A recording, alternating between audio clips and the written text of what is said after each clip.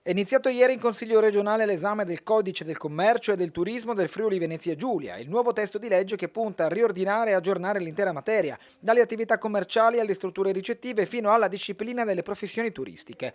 Un provvedimento ampio e articolato che ha trovato pareri favorevoli anche dall'opposizione. Nel corso della prima seduta i relatori di maggioranza e minoranza hanno illustrato i contenuti generali del disegno di legge, evidenziando la complessità di un testo che accorpa e sostituisce normative ormai datate. Oggi la discussione è ripresa con l'intervento dell'assessore regionale al commercio e al turismo Sergio Midiubini, che ha tracciato le linee guida del provvedimento e gli obiettivi strategici che la Giunta intende perseguire con il nuovo codice. Tra le novità c'è la possibilità da parte di tutti i comuni della regione, non solo da quelli a oggi identificati, di introdurre la tassa di soggiorno, ma anche una serie di contributi volti ad agevolare la rigenerazione di quelle zone che soffrono una depressione del tessuto commerciale. La definisco con una parola semplice ma forte, rivoluzionaria. È un unicum in Italia, lo dico convintamente.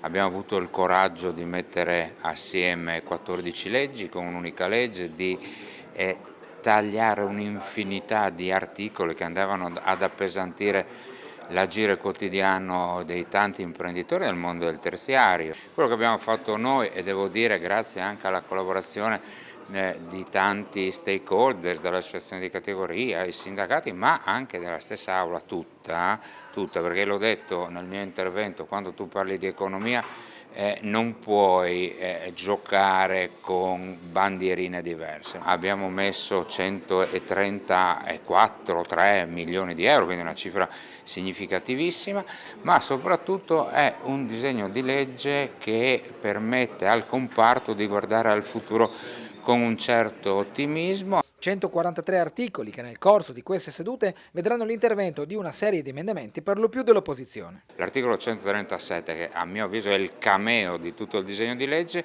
2 pagine ricche di abrogazioni, abrogato, abrogato, abrogato, abrogato, abrogato. Quindi abbiamo la politica, la buona politica, ha avuto la capacità di ascoltare quello che viene chiesto dai cittadini, in questo caso dagli imprenditori.